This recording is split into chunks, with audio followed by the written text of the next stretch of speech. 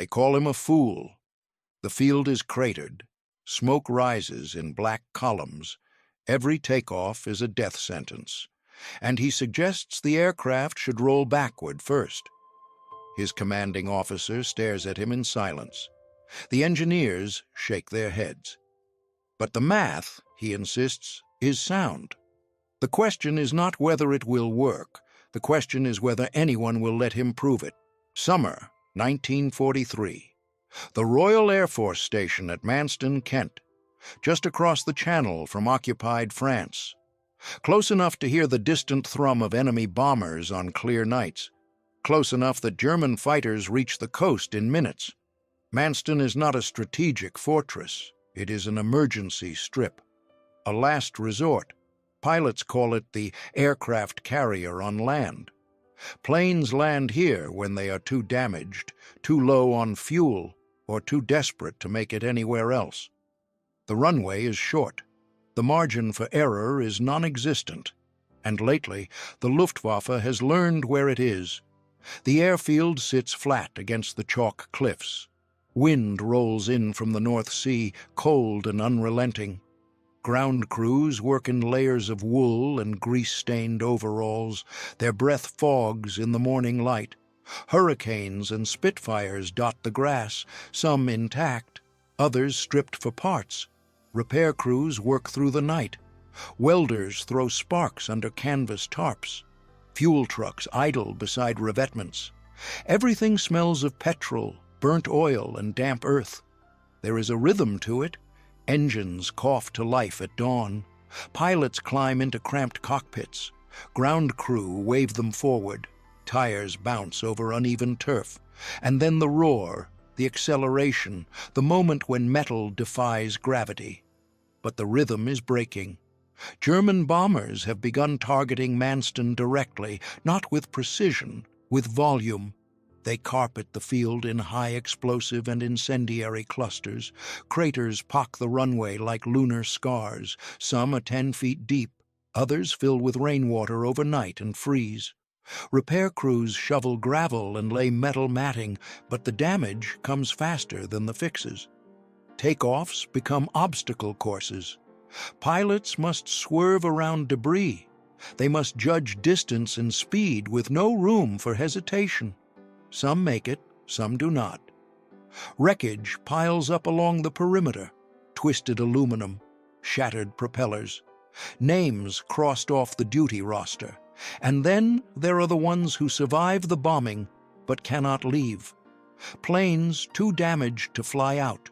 Planes awaiting parts that will not arrive for days.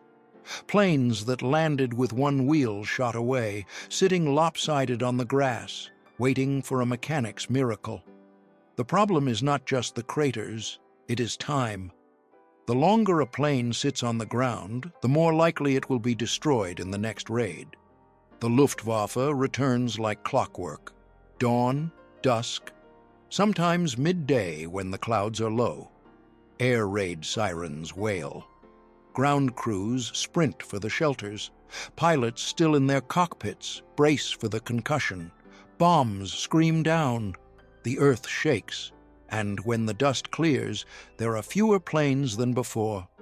Wing Commander Hugh Verity walks the perimeter at dusk.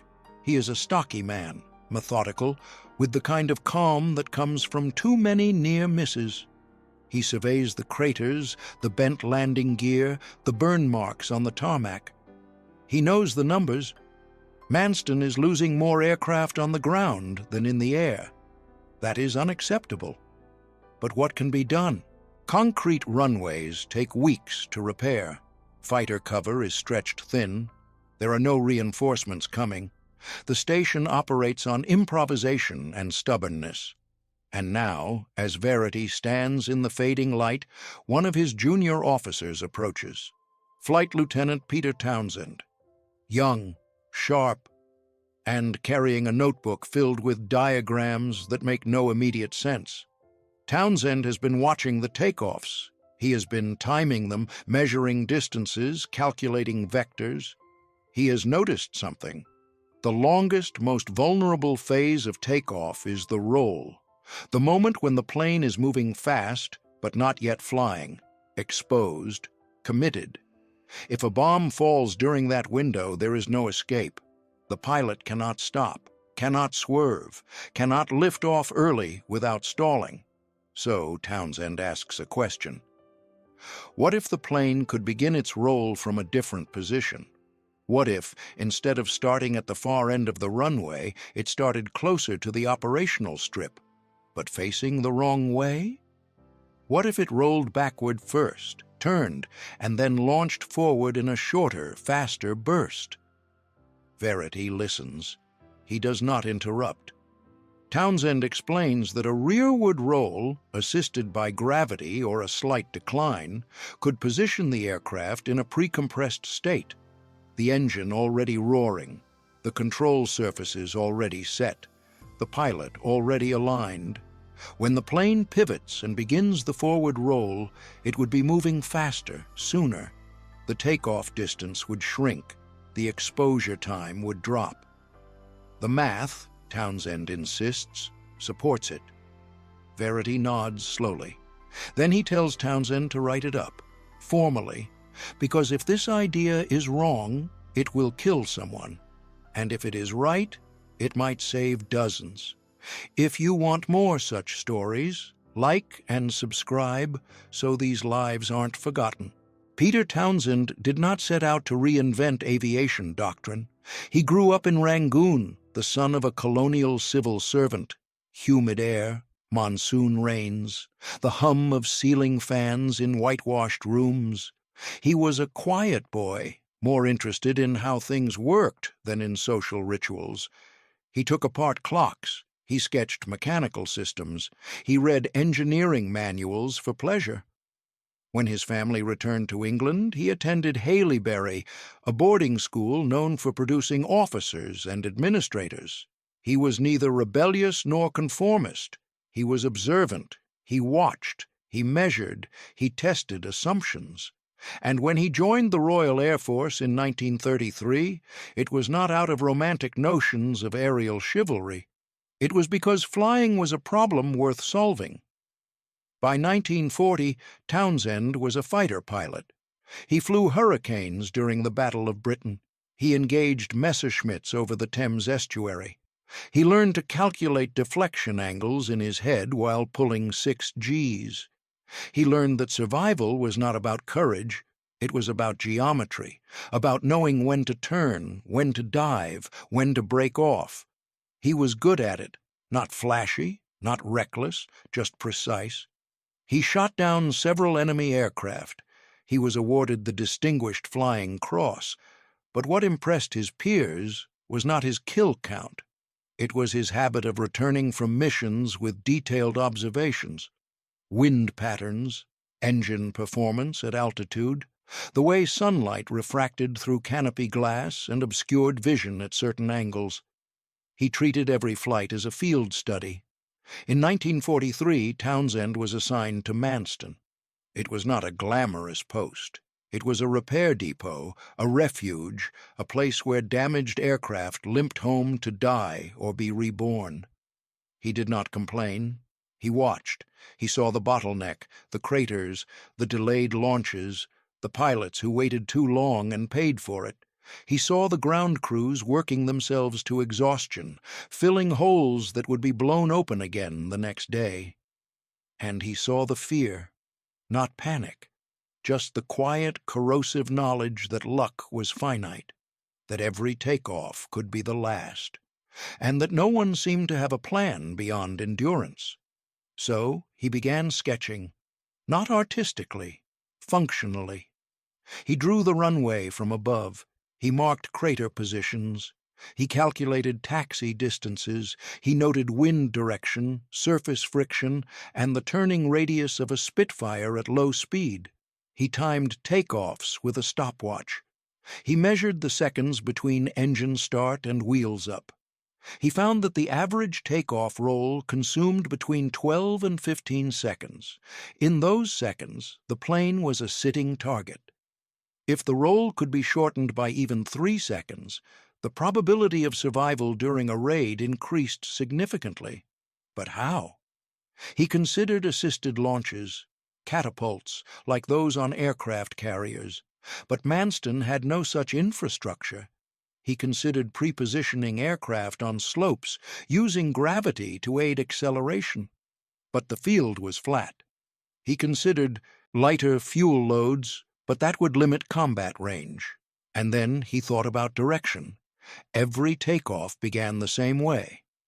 The plane faced forward. The pilot advanced the throttle. The plane rolled forward. But what if it did not have to start that way?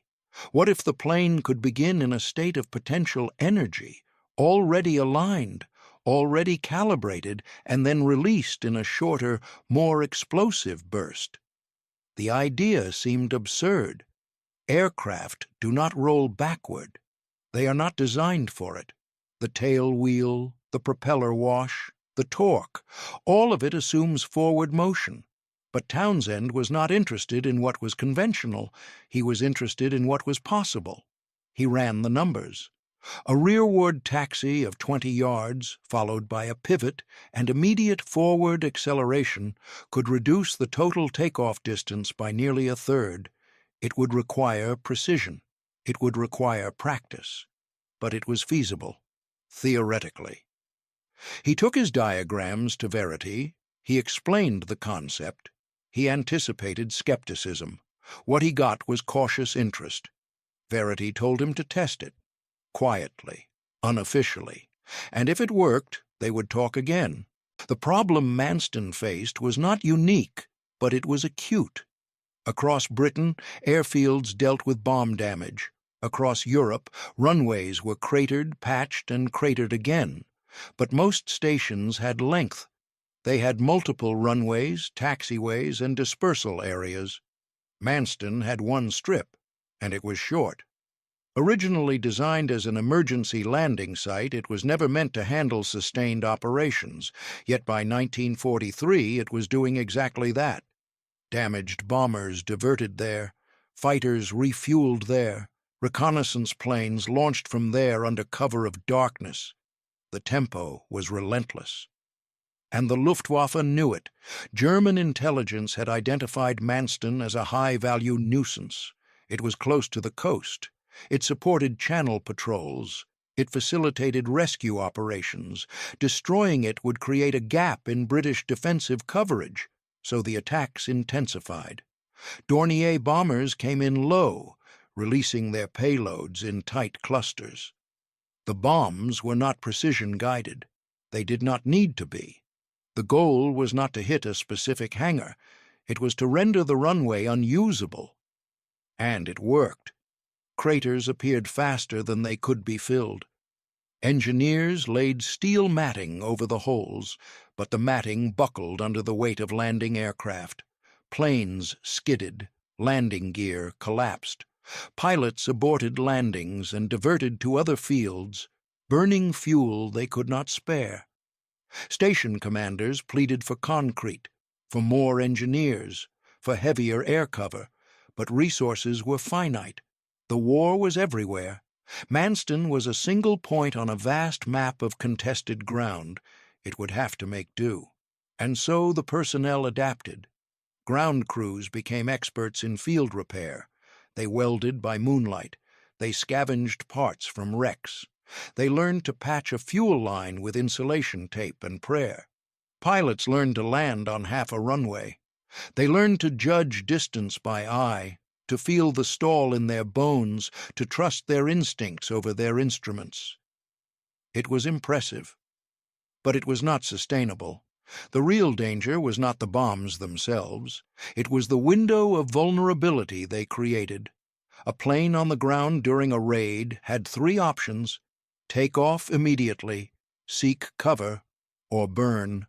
Takeoff was preferable, but it required time.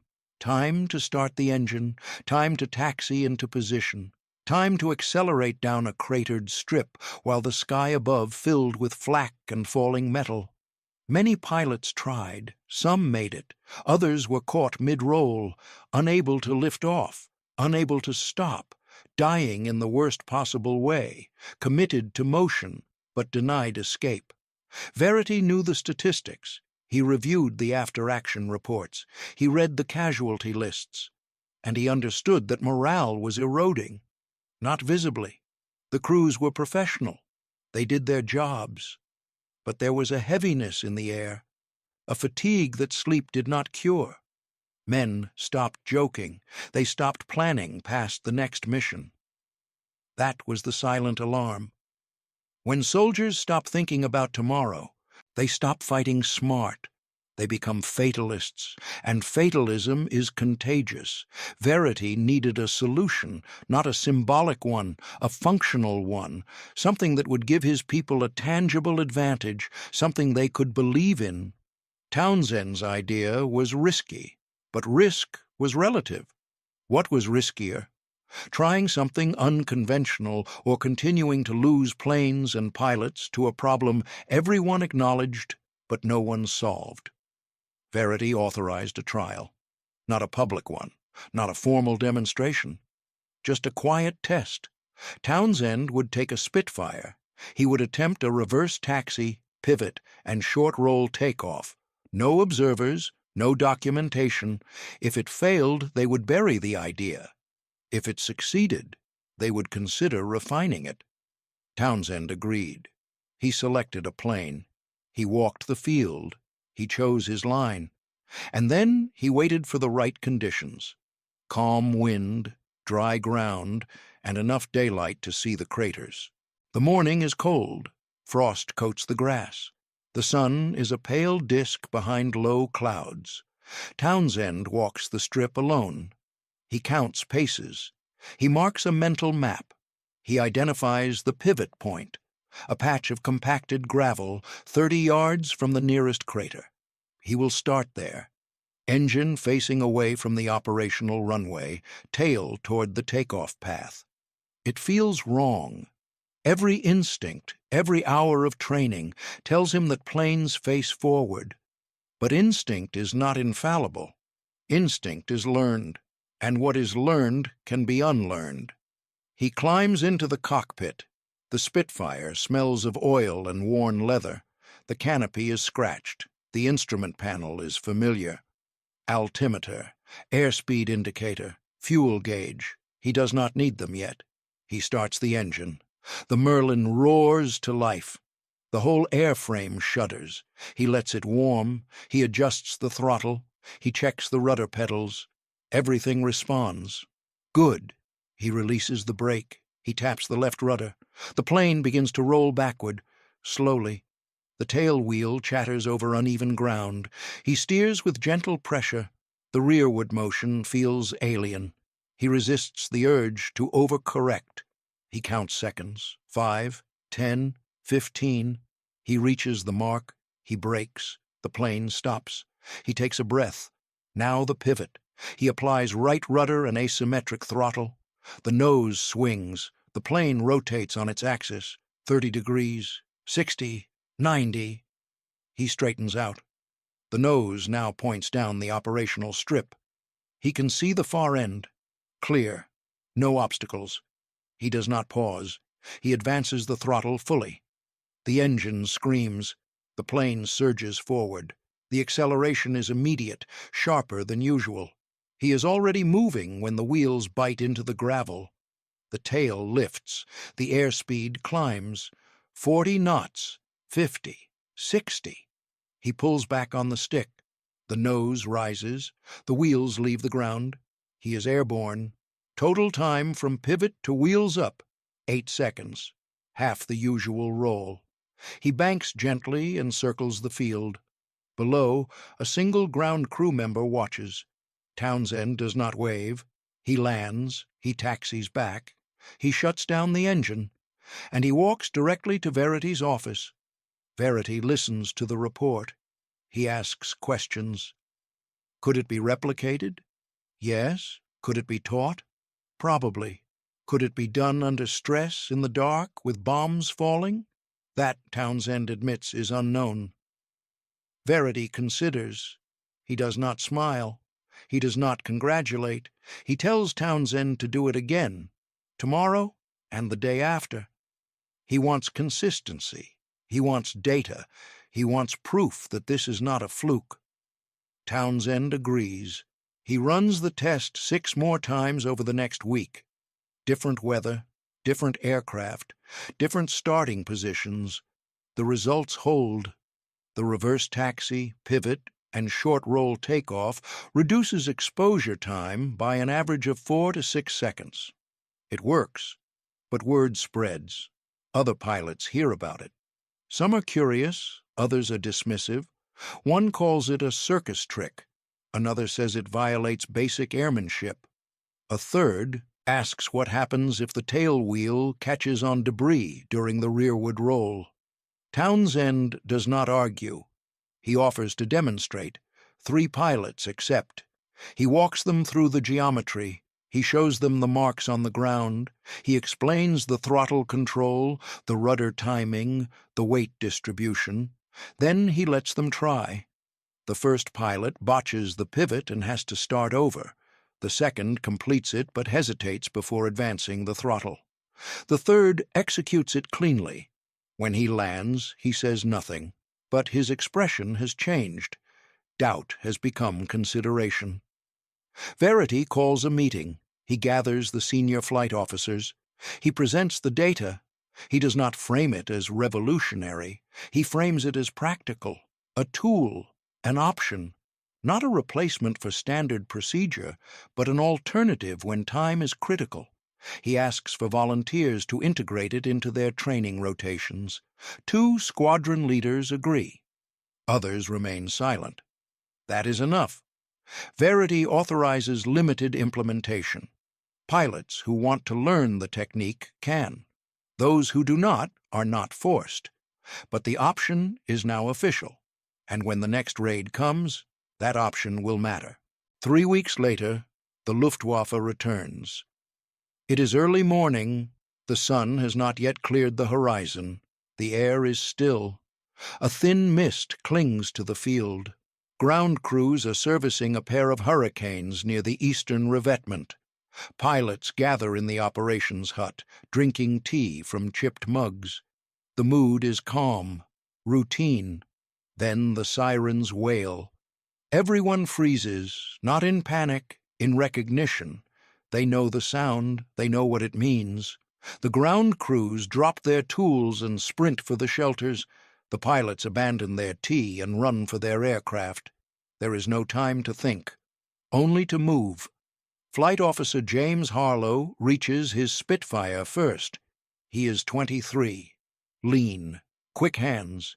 He has flown 32 combat missions. He has practiced Townsend's reverse takeoff technique 4 times. He did not believe in it at first, but he learned it anyway because survival is not about belief. It is about preparation. He vaults into the cockpit. He does not strap in fully. No time. He hits the starter. The engine coughs, catches, roars. He scans the sky. Nothing yet, but the sound is coming. A low, distant drone. Multiple engines. He knows that sound. Dornier's, maybe Heinkel's. Close. He does not taxi forward. He taps the rudder and rolls backward. 15 yards, 20. He brakes. He pivots. The nose swings, aligns. He shoves the throttle to full. The Spitfire leaps forward. The tail lifts instantly. He is at 50 knots in 3 seconds. 60, 70. He pulls back. The wheels leave the ground just as the first bombs detonate. The explosions ripple across the southern edge of the field, geysers of earth and smoke. Shrapnel screams through the air. Harlow climbs hard. His hands are steady. His breathing is controlled.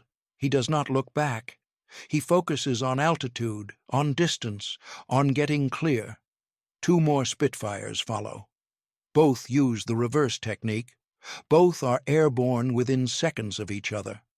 A 4th pilot attempts a conventional takeoff from the far end of the strip. He makes it halfway down the roll when a bomb strikes 30 yards to his left. The concussion flips the plane onto its side. The fuel tank ruptures. Fire blooms. Ground crews will find the wreckage later, twisted and unrecognizable. But Harlow and the others are already at 2,000 feet. They form up. They scan for the bombers. The Dorniers are turning east, heading back toward France. Harlow does not pursue. His orders are to defend the field, not chase. He circles. He watches. The raid lasts 4 minutes. When it ends, 3 aircraft are destroyed on the ground, but 3 escaped. 3 that would not have, under the old method. Verity reviews the incident report. He notes the times. He notes the survivors. He does not need a statistician to tell him what happened. The reverse takeoff worked, not in a test, not in theory, in combat, under fire, when it mattered. He calls Townsend into his office. He tells him the technique is no longer optional. It is now standard procedure for all pilots stationed at Manston. Townsend nods. He does not celebrate. He knows this is not a victory. It is a reprieve. The raids will continue. The craters will multiply. But now, at least, there is a counter, a way to fight back against time itself. Word reaches other stations. RAF Hawkinge, RAF Lympne, RAF Biggin Hill. All of them face similar problems. All of them operate on short, damaged runways. Requests come in. Can Townsend visit? Can he demonstrate the technique? Can he train their pilots? Verity agrees. Townsend spends the next 2 months traveling between airfields. He teaches. He refines. He listens to feedback. Some pilots adapt quickly. Others struggle with the pivot timing. A few refuse outright, calling it reckless. Townsend does not argue. He shows them the data. He shows them the survival rates. And he lets them decide. Most decide in favor. By autumn, the reverse takeoff is in use across 6 RAF stations in southeast England. It is not a miracle. It does not stop the bombing, but it reduces casualties. It buys seconds. And in war, seconds are the currency of survival. Engineers begin marking optimal starting positions on runways. Ground crews paint guidelines. Pilots practice the maneuver until it becomes muscle memory. It is no longer Townsend's idea. It is doctrine. Anonymous. Integrated. Forgotten as an innovation because it has become normal. That is how the best ideas survive, not by being celebrated, by being absorbed. The measurable impact is recorded in after-action reports, casualty logs, and operational summaries. Between June and December 1943, RAF stations employing the reverse takeoff technique report a 14% reduction in aircraft lost during ground attacks. 14% does not sound dramatic, but it represents dozens of planes, hundreds of pilots, thousands of sorties that would not have been flown. The technique does not eliminate the danger. It mitigates it. That is enough. Pilots interviewed after the war recall the method with a mixture of respect and indifference. It was just something you did, like checking your six, like conserving ammunition. One former squadron leader writes in his memoir that the reverse takeoff felt wrong for exactly 3 attempts. After that, it felt essential. Another pilot, in a letter to his family, describes it as a clever bit of geometry that probably saved my life, though I'll never know for certain. That uncertainty is characteristic. War does not offer controlled experiments. You cannot rerun history and compare outcomes. You can only measure what happened and infer what might have been. Ground crews appreciated it. Fewer wrecks to clear. Fewer bodies to recover. One mechanic, in an oral history recorded decades later, remembers the first time he saw a pilot execute the maneuver under fire. He thought the man had lost his mind. Then he saw the plane lift off while bombs were still falling. He realized it was not madness, it was precision. He said it changed the way he thought about fear. Fear, he realized, was not the absence of danger. It was the absence of options. The reverse takeoff gave them an option, and that made all the difference. The technique also influenced post-war aviation thinking. Military engineers studying short-field operations revisited Townsend's approach. They incorporated elements of it into carrier launch procedures. They applied the logic to helicopter operations, where takeoff speed and exposure time are similarly critical. The principle, reduce time in the vulnerable phase by optimizing pre-launch positioning, became foundational in tactical aviation. It is taught in modified form at flight schools today. Few instructors know its origin. Fewer still know Townsend's name, but the logic endures. Historians examining the air war over Britain often focus on the big battles, the radar networks, the Spitfire versus the Messerschmitt, the strategic bombing campaigns. Those stories are important, but they obscure the smaller innovations, the incremental improvements, the quiet acts of problem-solving that aggregated, tilted the balance. Townsend's reverse takeoff was one of those. It did not win the war, but it helped people survive the war. And survival, sustained over time, is its own form of victory. Peter Townsend remained in the Royal Air Force until 1956. He flew in multiple theaters. He earned further decorations. He became a group captain. But he did not speak often about the reverse takeoff. When asked, he described it as common sense, a response to a specific problem. He deflected credit. He emphasized that others refined it, tested it, and made it work. That was his nature. He was not interested in fame. He was interested in function, in solving problems, in doing what needed to be done. After leaving the service, he became a public figure for reasons unrelated to his wartime service. His personal life intersected with the British royal family. Tabloids followed him. Journalists asked him about romance, not aircraft. He tolerated it. But those who knew him well understood that his proudest moments were not public. They were technical. Moments when a calculation proved correct, when a risk paid off, when logic, applied under pressure, saved lives. He died in 1995. His obituaries mentioned his service, his decorations, his later controversies. Few mentioned the reverse takeoff. It had been absorbed into history, uncredited, routine. That would not have bothered him. He did not invent it for recognition. He invented it because planes were burning and pilots were dying, and something had to be tried. So he tried it, and it worked. That was enough. The lesson of his story is not about genius. It is about attention, about noticing what others overlook, about asking whether the way things are done is the only way they can be done. The airfield at Manston is gone now, converted to civilian use. The craters are filled. The scars are smoothed over. But the principle remains. When the rules do not fit the reality, when doctrine becomes a cage, when survival demands something new, someone must step forward, not with arrogance, not with rebellion, but with curiosity, with precision, with the quiet confidence that logic, tested and refined, can reshape what seems inevitable. Townsend did not wait for permission to think differently. He did not wait for a crisis to force innovation. He saw a problem. He solved it, and in doing so, he gave others the time they needed to stay alive. That is not a dramatic legacy. It is a quiet one. But in war, quiet acts are often the most enduring.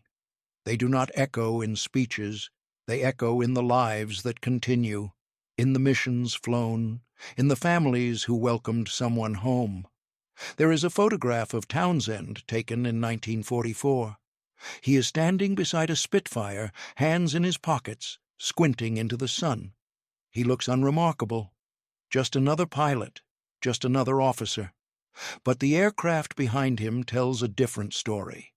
It is scorched, patched, battle-worn, and it is still flying, because someone, somewhere, decided that tradition was not sacred, that the way things had always been done was not the only way.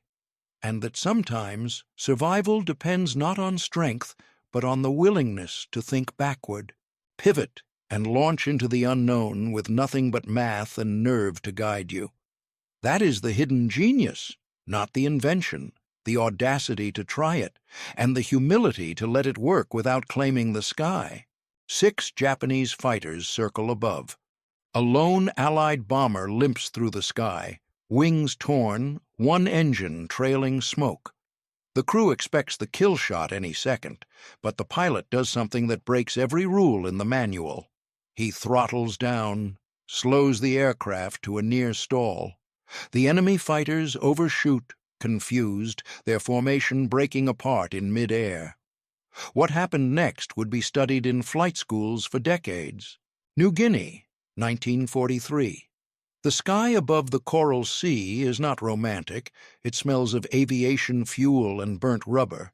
The heat inside a B-25 Mitchell bomber at 12,000 feet turns the cockpit into a sweatbox. Radio chatter crackles with static and panic. Below, the jungle stretches endless and green, swallowing wreckage without ceremony. This is the 5th Air Force, operating under General George Kenney. They fly long missions over water with no margin for error. If your engines fail, you ditch. If you ditch, you disappear. The Japanese control the skies in pockets, and their Zero fighters are faster, more agile, and flown by pilots trained since childhood. American bomber crews are losing planes at a rate that keeps intelligence officers awake at night. The math is simple and brutal. Every mission costs machines and men. Replacements arrive weekly, fresh-faced and undertrained. Some last 3 sorties, some last 1. Into this grinder steps a pilot named J. Zemer, Jr. He does not look like a warrior. Tall, thin, with wire-rimmed glasses that fog in the humidity. A graduate of MIT with a degree in civil engineering. He speaks in careful sentences as if every word has been triple-checked for structural integrity. His crewmates call him Jay. Behind his back, some call him the bookworm. Zemer reads, obsessively. While others play cards or write letters home, he sits in the corner of the barracks with technical manuals, after-action reports, and translated Japanese flight doctrine.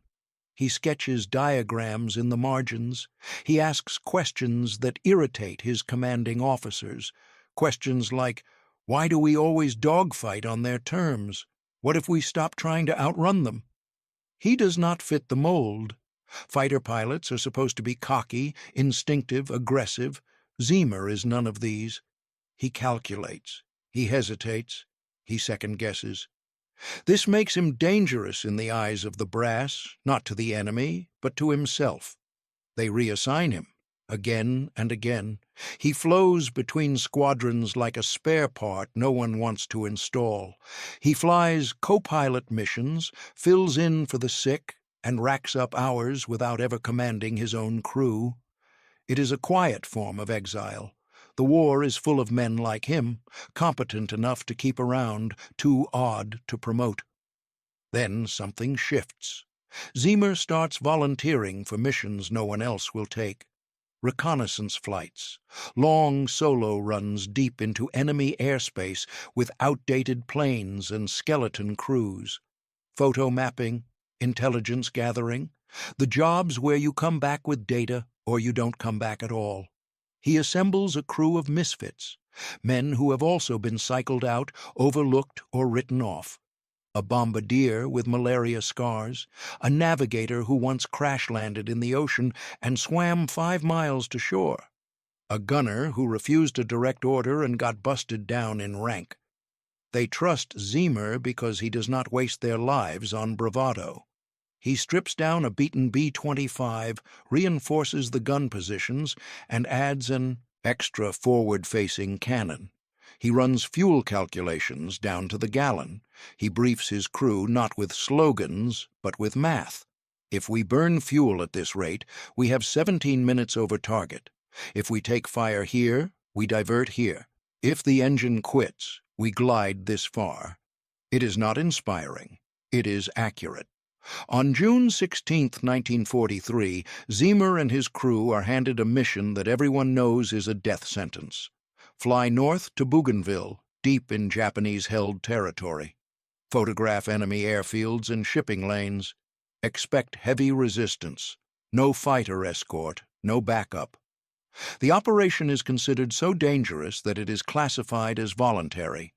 Ziemer accepts it without hesitation. His crew agrees to go, not because they are brave, because they trust his calculations. If you want more such stories, like and subscribe so these lives aren't forgotten. J. Ziemer, Jr. was born in 1918 in Carlisle, Pennsylvania. His father was a career military officer. His mother played piano and read poetry. The house smelled of pipe tobacco and old books. Dinner conversation revolved around logic puzzles and engineering problems. Jay learned early that precision mattered more than volume. He attended Machias High School in Maine. Not popular, not bullied, simply invisible. He joined the debate team and the science club. He built model airplanes with obsessive attention to scale and weight distribution. Teachers described him as meticulous. Classmates described him as odd.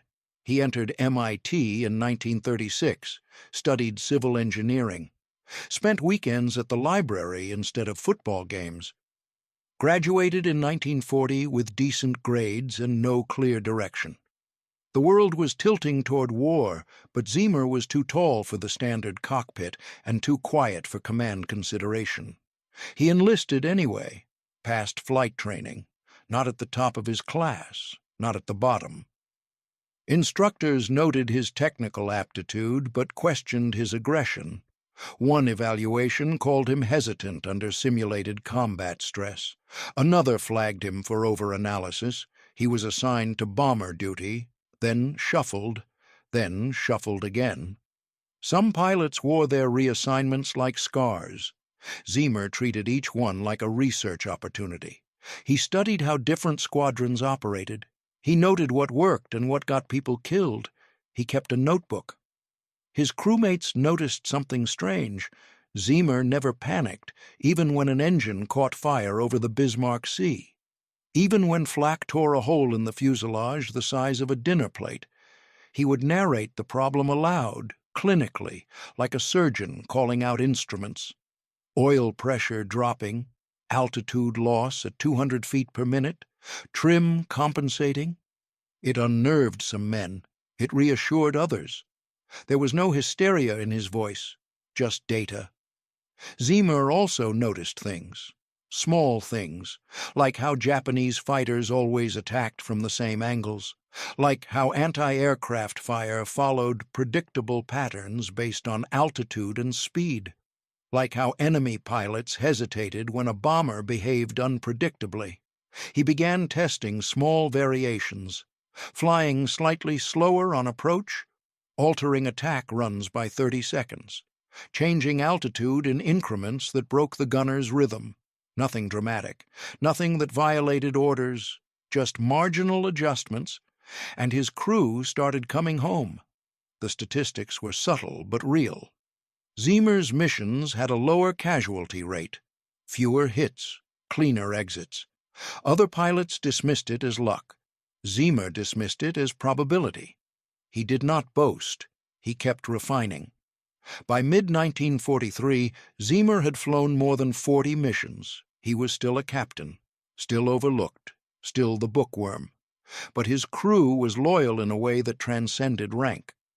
They knew he would not waste them. He would not showboat. He would calculate their survival and execute it. That loyalty would be tested on the morning of June 16th, when they climbed into a battered B-25 and pointed it toward Bougainville, knowing the odds were not in their favor, but trusting that Ziemer had already done the math. The problem facing the 5th Air Force in 1943 was not just tactical, it was mathematical. American bombers were being shot down faster than they could be replaced. Japanese fighters, particularly the Mitsubishi A6M Zero, dominated close-range engagements. The Zero was lighter, faster in turns, and flown by pilots with years of combat experience. American doctrine relied on speed and altitude. Fly high, drop bombs, fly home. Simple, except it was not working. Zeros climbed faster than expected. They coordinated attacks with brutal efficiency. They exploited blind spots. American gunners could not track them. Fighter escorts were stretched thin across thousands of miles of ocean. Bomber crews were on their own. Intelligence officers studied after-action reports and found a grim pattern. When bombers encountered enemy fighters, survival depended on two things: luck and firepower. Maneuvering rarely helped. Bombers were too heavy, too slow. Dogfighting was suicide, so the doctrine became maintain speed, stay in formation, rely on defensive guns. Do not deviate. But men kept dying. Commanders tried everything. They added more guns. They altered flight paths. They scheduled missions at different times. Nothing changed the fundamental equation.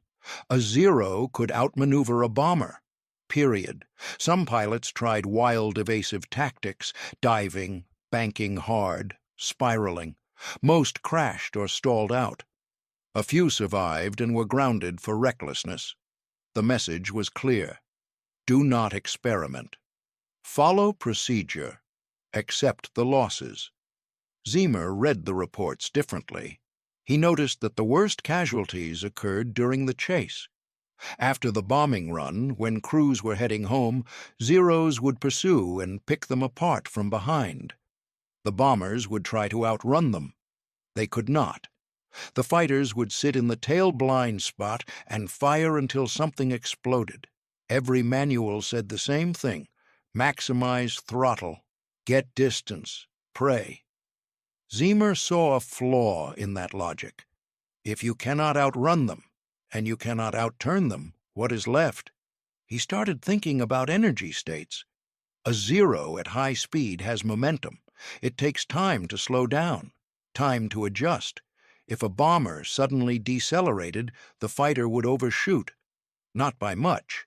Maybe 2 or 3 seconds, but in combat, 2 seconds is an eternity. He sketched it out. If you reduced throttle at the exact moment a zero committed to an attack run, the fighter would shoot past.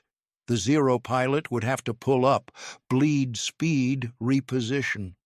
During that window, your gunners would have a clear shot. It was textbook physics. It was also insane. Slowing down in combat violated every instinct. Pilots are trained to equate speed with survival. Throttling down while under attack felt like surrender. Worse, it required perfect timing. Too early, and the zero adjusts. Too late, and you take fire. The margin for error was non-existent. Ziemer pitched the idea to his squadron commander. The response was blunt, dismissed, slowing. Down would make them an easier target. It would destabilize the aircraft. It would cause a stall. The idea was filed under dangerous nonsense. Ziemer did not argue. He simply stopped talking about it. But he did not stop thinking. June 16, 1943. Dawn comes slow over Dobodura airfield. The jungle hums with insects. Ground crews move in silence, checking fuel lines and patching bullet holes with aluminum tape. Ziemer's B-25 sits at the end of the runway, older and heavier than the rest. It has been written off twice. It should not still be flying. The mission brief is short. Fly north to Buka, a small island near Bougainville. Photograph Japanese airstrips and harbor installations. Return. Expected enemy contact, high. Expected survival rate, not discussed. Ziemer walks the perimeter of the plane. He checks the gun mounts personally. He reviews fuel calculations with his navigator. He briefs the crew in his usual monotone. 17 minutes over target. If we take fire, we head east toward open water. If we lose an engine, we glide to this coordinate. No one asks what happens if they lose 2 engines. They take off at 0400 hours. The sky is still dark. Zimmer flies low to avoid radar. The ocean below is black and featureless. Radio silence. No fighter escort, just the drone of engines and the faint smell of hydraulic fluid. By 0600 they reach the target area. The sun rises over Buka. Zimmer climbs to photo altitude. The bombardier begins snapping images. Japanese installations spread below like a blueprint. Airstrips, fuel depots, transport ships. Then the first Zero appears. It rises from below, fast and angled, the morning sun glinting off its wings. Then another. Then 4 more. 6 in total. A full hunter group. The radio crackles. Rear gunner reports contact. Zimmer acknowledges. He maintains course. The photo run is not finished. 45 seconds remaining.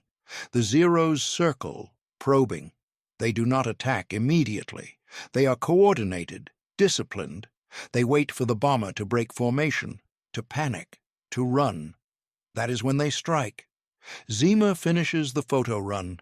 He banks east, full throttle. Standard procedure. The Zeros close in. The first burst of cannon fire rips through the tail section. Alarms scream. Hydraulic pressure drops. The rear gunner returns fire, but the Zero is already gone, looping back for another pass. Zimmer watches the formation. He counts their spacing. He measures their approach angles.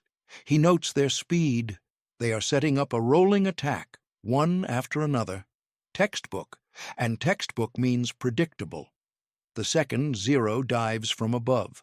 Zimmer holds course, waits. The fighter closes to 400 yards, 300, 250. Then Zimmer does what no one expects. He cuts throttle. The bomber lurches. The Zero screams past, overshooting by a dozen yards. The top gunner tracks it, firing a sustained burst.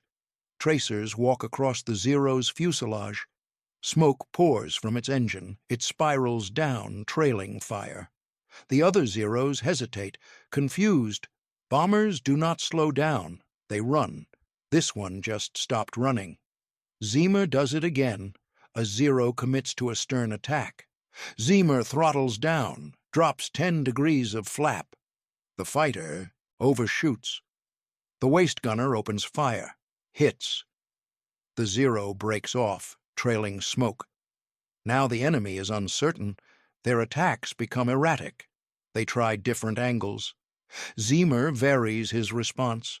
Sometimes he slows. Sometimes he drops altitude. Sometimes he throttles up at the last second, throwing off their timing. It is not dogfighting. It is disruption. The Zeros burn fuel.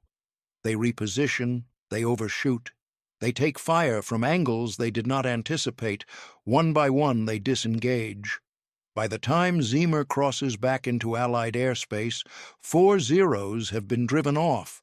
2 are confirmed damaged. The bomber is shot full of holes. The hydraulics are failing. 1 engine is stuttering. But the crew is alive. Zimmer lands the plane on 1 engine and no brakes. It skids off the runway into the mud. Silence. Then the hatch opens. The crew climbs out, shaking. Ground crews stare. The plane looks like it flew through a sawmill. Over 500 bullet holes. The tail section is shredded. The cockpit canopy is cracked. Blood streaks the floor. Zimmer is wounded. So is the bombardier. So is the navigator. They refused to abort. They completed the mission. They brought the photos home. And they survived something that should have killed them. The photographs from Buka are developed within hours. Intelligence officers spread them across a map table. The images are sharp, clear. They show airfield layouts, fuel storage, troop concentrations, the kind of intelligence that costs lives to obtain. But the real debrief happens in a medical tent. Zimmer lies on a cot, bandaged and pale. A flight surgeon checks his wounds. 2 bullet fragments removed from his legs, shrapnel in his shoulder. He is lucky to be conscious. A colonel arrives. He wants to know what happened. How a single bomber fought off 6 Zeros and made it home. Ziemer explains, calmly, methodically. He describes the throttle reductions, the timing, the disruption of the enemy's energy state. The colonel listens. He does not interrupt. When Ziemer finishes, the tent is silent. Then the colonel asks, "Did you plan this?" Ziemer nods. He has been thinking about it for months. The colonel leaves. He does not say whether Ziemer will be court-martialed or commended. The line between innovation and insubordination is thin. 3 days later, the answer comes. Ziemer is awarded the Medal of Honor. So is his bombardier. The rest of the crew receives Distinguished Service Crosses. The citations are dry and factual. They reference courage under fire. They do not mention the throttle trick, not officially. But pilots talk. Word spreads through the squadrons. Ziemer's maneuver is analyzed, debated, tested. Some dismiss it as a fluke. Others see the logic. A few try it in combat. It works. Not every time. Timing is everything. But when executed correctly, the throttle reduction creates a window, a gap, a chance. Flight instructors begin incorporating it into advanced training, not as doctrine, as an option, a tool, something to consider when speed alone is not enough. Ziemer does not fly combat missions again. His injuries are too severe. He is reassigned stateside. He spends the rest of the war training pilots, teaching them to think, not just react, to see physics in the chaos. He never boasts. He never claims to have changed anything. But the men he trains carry his lesson forward. They survive situations that should have killed them. They come home. They teach others.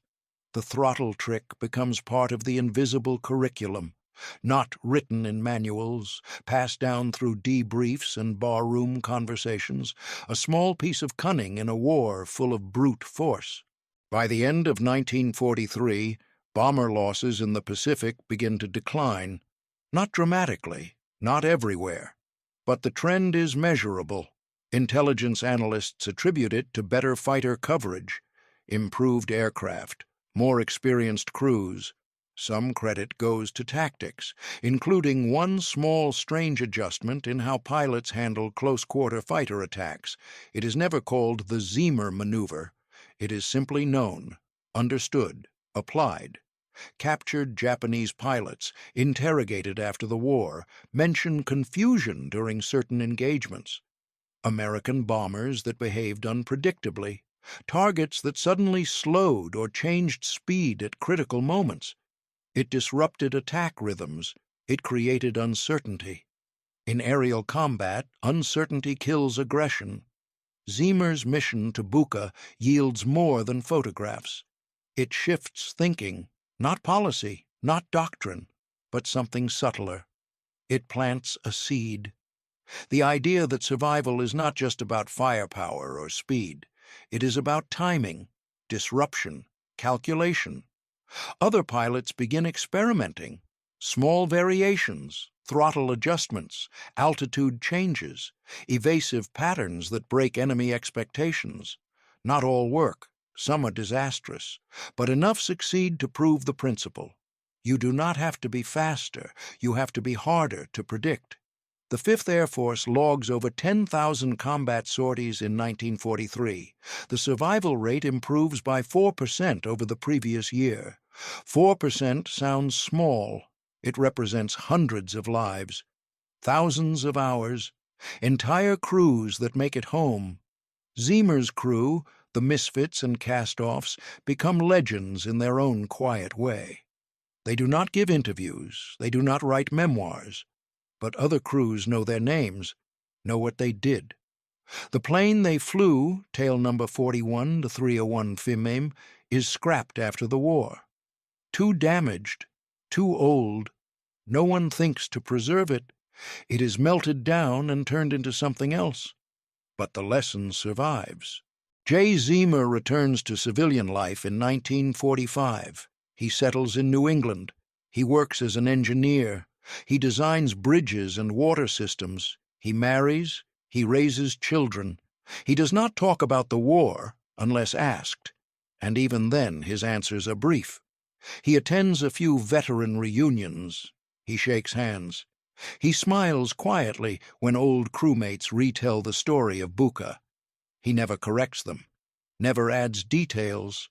He lets the myth grow on its own. He dies in 2007 at the age of 88. His obituary mentions the Medal of Honor. It mentions MIT. It does not mention the throttle trick. Most people who read it do not know what he really contributed, but in flight schools, decades later, instructors still teach energy management. They still talk about unpredictability as a defensive tool.